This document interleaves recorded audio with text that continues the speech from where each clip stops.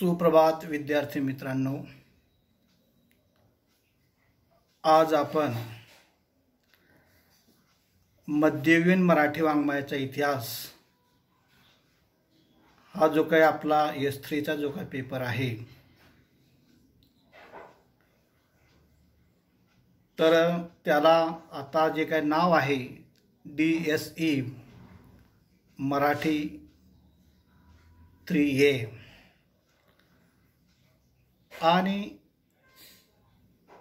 पूर्वीचं जे काय नाव होतं ते S3, तर हे आपलं 5वं सेमिस्टर आहे।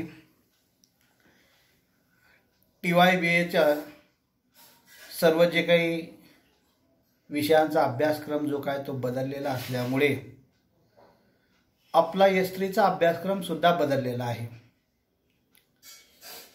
विद्यार्थी मित्रो, तुम्ही मराठी हा विषय स्पेशल घेतलेला आहे आणि स्पेशल विषय मराठी घेतलेला असल्यामुळे FY आणि SY ला तुम्ही जे जे काही वाङ्मय प्रकार अभ्यासले आहेत त्या वाङ्मय प्रकारांमध्ये मध्ययुगीन मराठी वाङ्मयाचा इतिहास जो काय तो तुम्हाला अभ्यासाला मिळाला नाही। आणि म्हणून कवयित्री बहिणाबाई चौधरी उत्तर महाराष्ट्र विद्यापीठ जळगाव या विद्यापीठाने मराठी अभ्यासक्रम ठरविताना मराठीच्या विद्यार्थ्यांना प्राचीन काळातील मराठी साहित्य असेल, मध्ययुगीन काळातील मराठी साहित्य असेल, आधुनिक काळातील मराठी साहित्य असेल, या सर्व कालखंडातील मराठी साहित्याचा परिचय व्हावा या दृष्टीने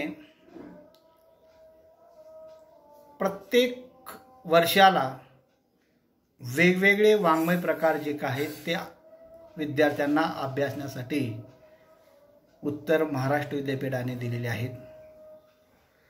आता TYचा हे अभ्यासक्रम बदलले असल्यामुळे मागच्या पिढीला आपण पाहत होतो की मध्ययुगीन मराठी वाङ्मयाचा इतिहास जो आहे तो अभ्यासत असताना या मध्ययुगीन मराठी वाङ्मयाचा इतिहास अभ्यासनापूर्वी खऱ्या अर्थाने या कालखंड जे काय ते 3 प्रकारे मानले जातात। 3 कालखंड आहेत। एक म्हणजे 1050 ते 1350, दुसरा जो काही कालखंड आहे तो आहे 1350 ते 1650 आणि तिसरा जो काय आहे तो 1650 ते 1840। असे 3 कालखंड जे काय ते मध्ययुगीन कालखंडामध्ये मानले जातात। आता या 3 कालखंडाचा विचार करण्याच्या अगोदर आपल्या महाराष्ट्राचं जे काही प्राचीन कालखंड जो आहे तोही विद्यार्थ्यांना खऱ्या अर्थाने ज्ञात असणं आवश्यक आहे। कारण जेव्हा आपण मध्ययुगीन मराठी वाङ्मयाचा इतिहास जेव्हा आपण अभ्यासू त्यावेळेस आपल्या महाराष्ट्रामध्ये प्राचीन काळामध्ये कोणकोणत्या प्रकारचं साहित्याची निर्मिती झाली आणि महाराष्ट्र हा जो काही प्रदेश जो आहे या प्रदेशाचं प्राचीनत्व जर आपण बघायचं म्हटलं तर महाराष्ट्राला अगदी वेदकालीन इतके प्राचीनत्व आहे। म्हणजे जेव्हापासून वेद काळ निर्माण झाले तेव्हापासून खऱ्या अर्थाने महाराष्ट्राची निर्मिती झाली आहे असं मानलं जातं। एवढंच नाही मित्रहो, मार्कंडे नावाचा एक पुराणात एक ऋषी होऊन गेला, यांनी सुद्धा आपल्या महाराष्ट्राचा उल्लेख जो काय तो वैदर्भी दंडक म्हणून केलेला आहे। त्याचबरोबर रामायणामध्ये सुद्धा आपल्या महाराष्ट्राचा उल्लेख येतो। विशेषतः प्रभू रामचंद्राने जेव्हा रावणाचा वध केला आणि रावणावर विजय मिळवल्यानंतर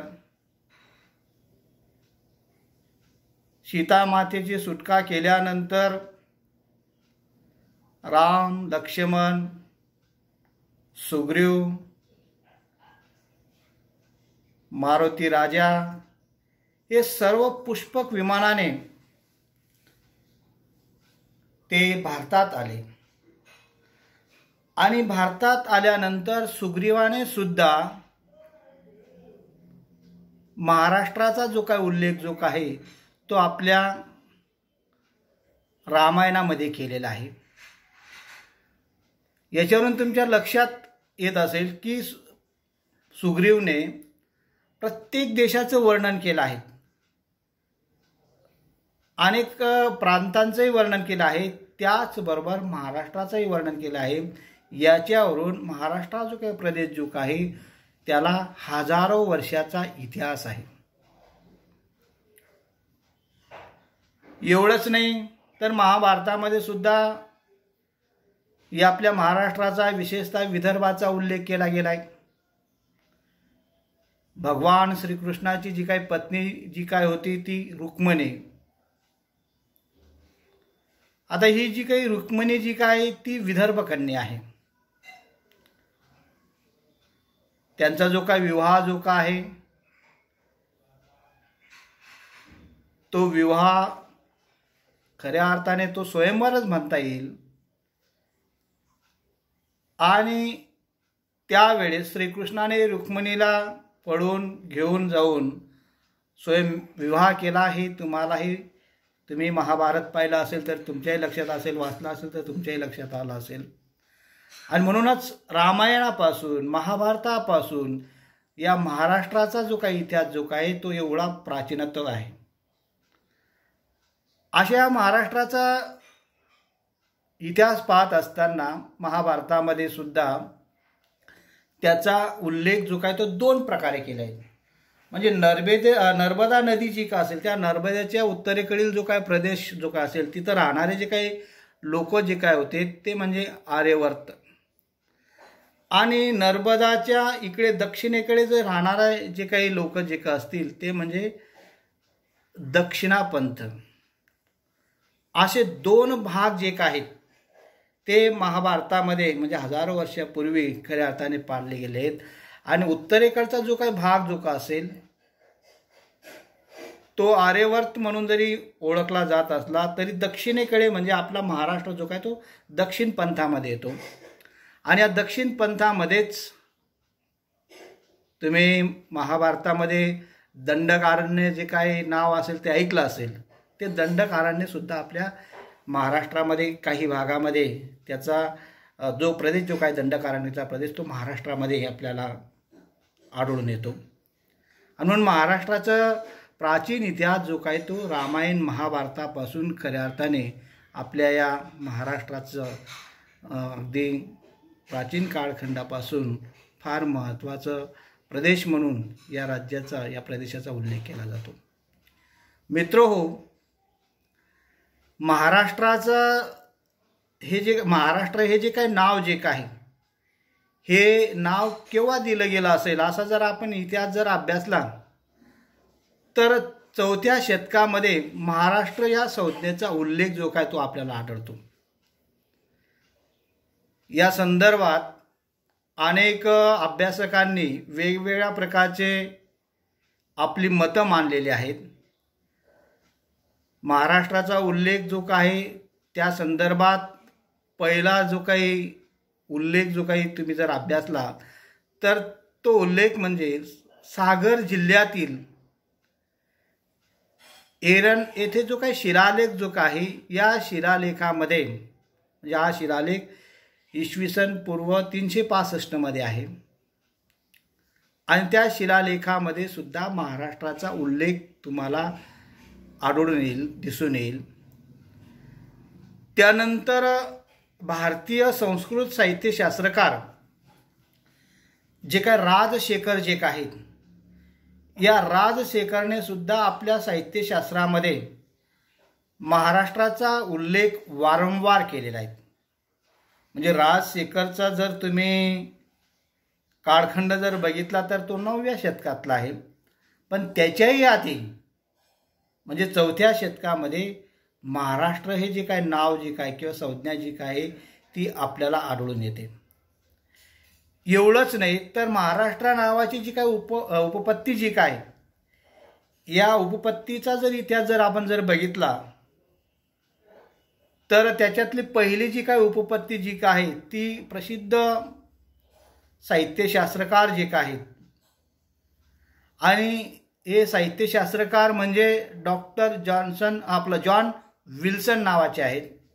ब्रिटिश भाषा साहित्यशास्त्रकार आहेत, ब्रिटिश विचारवंत आहेत, आणि त्यांनी आपलं मोल्स सुवर्त नावाचं जे काही कोश लिहिलेलं आहेत, या कोशामध्ये त्यांनी उल्लेख केलेला आहे की महाराष्ट्र हा जो काही प्रांत जो काही, तर या प्रांताचं नाव महाराष्ट्र का पडलं, तर त्या संदर्भात त्यांनी एक प्रकारचा आपल्या प्रस्तावनेमध्ये उल्लेख केलेला आहे. ते म्हणतात की महारांचं राष्ट्र म्हणजे महाराष्ट्र होय.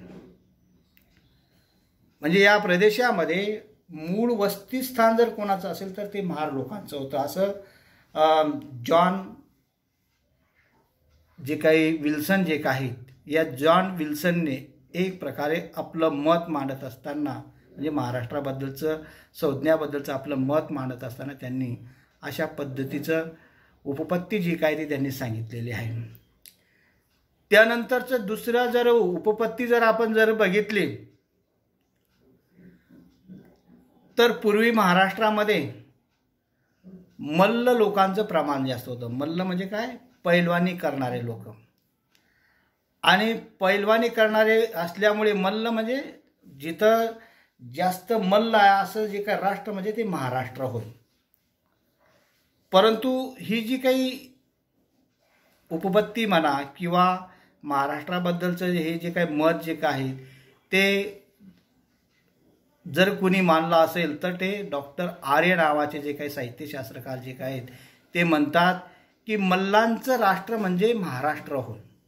पण ते पुढे जाऊन असंही म्हणतात की महाराष्ट्राचं जे काही दैवत जे काय ते म्हणजे मल्हारी म्हणजे खंडोबा. आता मल्हारीचं राष्ट्र म्हणजे एक प्रकारचं महाराष्ट्र होय, कारण बहुतांशी लोकांचं दैवत जर कोणतं जरी असेल महाराष्ट्राचं तर ते खंडोबा आहे. आणि अशा खंडोबाच्या म्हणजे मल्हारी मार्तंडवरनं खऱ्या अर्थाने महाराष्ट्र हे जे काय नाव जे काय ते पडलेलं आहे, असं डॉक्टर आर्य जे काय या आर्यने एक प्रकारे आपलं मत जे आहे ते महाराष्ट्र या संज्ञेबद्दल मांडत असताना त्यांनी प्रतिपादन केलं आहे. एवढंच नाही तर ते पुढे असं म्हणतात की महाराष्ट्र हे जे काही नाव आहे किंवा महाराष्ट्रामध्ये असणारी जी काही गावं जी काय आहेत ही गावं सुद्धा बहुतांशी म पासून सुरुवात होतात असं डॉक्टर आर्य म्हणतात. आता म पासून मग तुमचं अगदी आपल्या तालुक्यातलं जर बघितलं मसावद असेल, मोयदा असेल, मनमाड असेल, मालेगाव असेल, मालखेडा असेल, असे म वर्ण अनेक नावं आहेत. आणि म्हणून महाराष्ट्रामध्ये सर्वात जास्त नावं जर कशावरून जर असेल तर ते म वर्ण आहेत. आणि म्हणूनच मल्हारी असणारं जे काही दैवतस्थान जिथं आहे असं जे काही राष्ट्र जे काही ते म्हणजे महाराष्ट्र होय, असं डॉक्टर आर्य यांनी खऱ्या अर्थाने महाराष्ट्र या नामाबद्दल किंवा संज्ञेबद्दल त्यांनी आपलं मत मांडलेलं आहे. एवढंच नाही तर अजून एक भाषा साहित्य शास्त्रकार आहेत डॉक्टर राजाराम भागवत म्हणून. डॉक्टर राजाराम भागवतांची जी काही महाराष्ट्राबद्दलची जी काही संज्ञा म्हणा किंवा महाराष्ट्राबद्दल त्यांनी जी काही उपपत्ती जी काय मानलेली आहे ती मात्र सर्वमान्य मानली जाते. त्यांनी जो काही शब्द वापरला आहे की महाराष्ट्राची निर्मिती कशी झाली, या शब्दाची उत्पत्ती कशी झाली, तर त्यांनी मराठा अधिक मराठा बरोबर महाराष्ट्र, म्हणजे या महाराष्ट्रामध्ये सर्वात जास्त जर लोक कोणते राहत असेल तर ते मराठा, म्हणजे मराठा समाज जो का असेल, मराठा लोक जे का असतील, तर हा जातीवाचक शब्द नाहीत, तर मराठा अधिक मराठा बरोबर महाराष्ट्र अशी उत्पत्ती जी काय आहे तर ती राजाराम भागवतांनी महाराष्ट्राबद्दलची मानलेली आहे. आणि म्हणून ही जी काही संज्ञा जी काय किंवा उपपत्ती जी मानलेली आहे ती सर्वमान्य मानली जाते. आजही तुम्ही जर बघितलं तर महाराष्ट्रामध्ये सर्वात जास्त मराठा समाजाची संख्या जास्त असल्यामुळे त्याच्यावरूनच हे नाव जे काय ते पडलेलं असावं असं मत आजही बरेचसे अभ्यासक जे काय विचारवंत जे काय ते मानत असतात. आणि म्हणून डॉक्टर राजाराम भागवत यांनी जे काही महाराष्ट्राची उत्पत्ती सांगत असताना मराठा अधिक मराठा बरोबर महाराष्ट्र ही उत्पत्ती सर्वात ग्राह्य मानली जाते. परंतु या प्राचीन महाराष्ट्राचा इतिहास पाहत असताना अजूनही काही साहित्यशास्त्रकार म्हणतात की हा जो काही महाराष्ट्र जो काय हा महाराष्ट्र फक्त मराठ्यांचाच नाही तर या महाराष्ट्राचा जर इतिहास जर पाहिला तर या महाराष्ट्रामध्ये अगदी महाभारतापासून रामायणापासून तर गोंड असतील, मल्ल असतील, पांडू असेल, प्रांत असेल, विदर्भ असेल, आश्मक असेल, असे जे काही 6 प्रदेश जे काय या 6 प्रदेश मिळून किंवा विभाग मिळून महाराष्ट्राची निर्मिती झाली आहे असंही एक जे काय मत जे काय ते साहित्यशास्त्रकारांनी मानलेलं आहे. वास्तविक तसं जर पाहिलं तर महाराष्ट्राचा प्राचीन इतिहास जो काय हा प्राचीन इतिहास जर बघितला तर हजारो वर्षाचा इतिहास आहे. अगदी नागवंशीय जे काही लोक महाराष्ट्रामध्ये आले म्हणजे नागवंशी म्हणजे काय खऱ्या अर्थाने आदिवासी समाज जो काय मग त्याच्यात गोंड असतील, भिल्ल असतील, कातकरी असतील किंवा मांग असेल किंवा सर्व जे काही मागासवर्गीय जो काही समाज जो काही तो सुरुवातीला विशेषतः आदिवासी समाज जो काय तो सुरुवातीला या प्रांतामध्ये राहत होता, आधी वास करत होता. आणि म्हणून त्यांचं वसाहती जी काय ते या सुरुवातीला इथं असल्यामुळे त्यांचाही उल्लेख जो काय तो प्राचीन महाराष्ट्राच्या इतिहासामध्ये उल्लेख केला जातो, त्यांचाही उल्लेख त्या ठिकाणी आढळतो. आणि म्हणूनच हे जे काही 6 प्रदेश जे काय मग त्या ठिकाणी गोंड असतील, मल्ल असेल, पांडू असेल, अप्रांत असेल, विदर्भ असेल आणि अस्माक असेल या 6 भाग मिळून महाराष्ट्राची निर्मिती झाली आहे असा एक सिद्धांत म्हणण्यापेक्षा एक उपपत्ती जी काय ती महाराष्ट्राबद्दल मानली जाते. आणि आजही आपण जर विचार जर केला तर त्याच्यामध्ये विदर्भाचा उल्लेख आजही आपल्या या स्वतंत्र महाराष्ट्रामध्ये केला जातो. आणि हे जे काही उत्पत्ती जी काय ती महाभारतापासून हे 6 जे काही विभाग जे काय त्या 6 विभागांचा उल्लेख आलेला आहे. या सर्व याच्यावरून आपल्या लक्षात आलं असेल की महाराष्ट्राचा जो काही इतिहास आहे तो अत्यंत प्राचीन काळापासूनचा इतिहास आहे. या महाराष्ट्राला उज्ज्वल असं इतिहास लाभलेला आहे. या महाराष्ट्रामध्ये अनेक प्रकारचे युद्धही झालेले आहेत. आणि म्हणून अशा या महाराष्ट्राचा इतिहास उज्ज्वल समृद्ध जरी असला तरी आपली मराठी भाषा जी काय या मराठी भाषेचा इतिहास आपल्याला बघावा लागणार आहे. कारण आपल्याला अभ्यासक्रमासाठी मध्ययुगीन मराठी वाङ्मयाचा इतिहास असा हा जो काही विषय दिलेला आहे आपल्याला S3साठी. आणि त्यामुळे मराठी भाषेची उत्पत्ती, मराठी भाषा जी काय ती केव्हापासून निर्माण झाली याचाही थोडासा आपल्याला त्या ठिकाणी ओझरता विचार काय उल्लेख जो काय तो आपल्याला करावा लागेल. मराठी भाषेचा जन्मकाळ जर आपण जर बघितला तर तोही अगदी प्राचीन काळापासून मानला जातो. म्हणजे मराठी भाषेचा उत्कर्ष हा जो काय तो वैदिक, संस्कृत, अभिजात, संस्कृत, अपभ्रंश असं करत करत मराठी भाषेची निर्मिती झाली आहे. आता मराठी भाषेची निर्मिती झाली असल्यामुळे म्हणजे मराठी भाषेची निर्मिती तसं जर बघितलं तर खऱ्या अर्थाने संस्कृत भाषा जी काय ही मराठी भाषेची जननी मानली जाते. म्हणजे संस्कृतमधले 80 जे काही शब्द जे काय ते मराठीमध्ये आणले गेलेले आहेत. म्हणजे याच्यावरून तुमच्या लक्षात येईल की संस्कृत भाषा जी काय आहे हिच्यापासूनच मराठी भाषेचा उगम झालेला आहे, मराठी भाषेचा जन्म झालेला आहे आणि त्यामुळे 80 शब्द जे काय आहेत ते मराठीमधले संस्कृत शब्द आहेत. आता हे जरी आपण जर बघितलं तर ज्ञानेश्वरांपासून खऱ्या अर्थाने मराठी भाषेचा विकास जो आहे तो विकास जास्तीत जास्त त्या ठिकाणी होऊ लागला. ज्ञानेश्वरांनीच मराठी भाषेला खऱ्या अर्थाने जास्तीत जास्त महत्त्वाचं स्थान जे काय असेल ते ज्ञानेश्वरांनी दिलं. आणि मग ज्ञानेश्वर महाराजांचं प्रसिद्ध असं त्या ठिकाणी ओवी आहे की संस्कृत भाषा ही जर देवाची जर असेल तर मराठी भाषा काही चोरांचे असं जरी म्हटलं जात असलं, परंतु मराठीबद्दलचं गोडवे जे काय आहेत, गुणगान जे काय आहेत, जे ज्ञानेश्वरांनी जे काय केलेले आहेत की माझ्या मराठी बोलू कौतुके, परी अमृताशी पैजे जिंके, ऐसे रसिके मी मिळवेना. म्हणजे माझी मराठी भाषा ही इतकी गोड आहे, इतकी काना मनाला रिझवणारी आहेत की ती अमृतालाही पैजा जिंकू शकेल.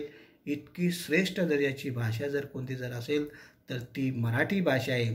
म्हणून मराठी भाषेचा जर आपल्याला उगम जर बघायचा असेल, काळखंड जर बघायचा असेल तर तो ज्ञानेश्वर महाराजांच्या काळखंडापासून मराठी भाषेला जास्तीत जास्त महत्त्व जे काय ते प्राप्त झालेलं आहे असं म्हणायला हरकत नाही. परंतु त्याच्या आधी मराठी भाषा अस्तित्वात होती.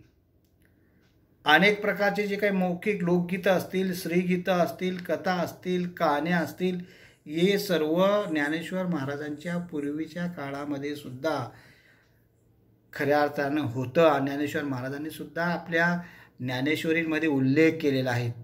आणि म्हणूनच मराठी भाषेचा उगम जो काय किंवा मराठी भाषेचा विकास ज्याला आपण म्हणतो, मराठी भाषेचं महत्त्व जे काय ते ज्ञानेश्वर महाराजांच्या काळखंडापासून जास्त महत्त्वाचं मानलं जातं. त्यानंतर मराठी भाषेचा नेमका उल्लेख कोणकोणत्या शिलालेखांमध्ये कोणत्या वर्षापासून येतो ते आपण पुढच्या पिरियडला बघू.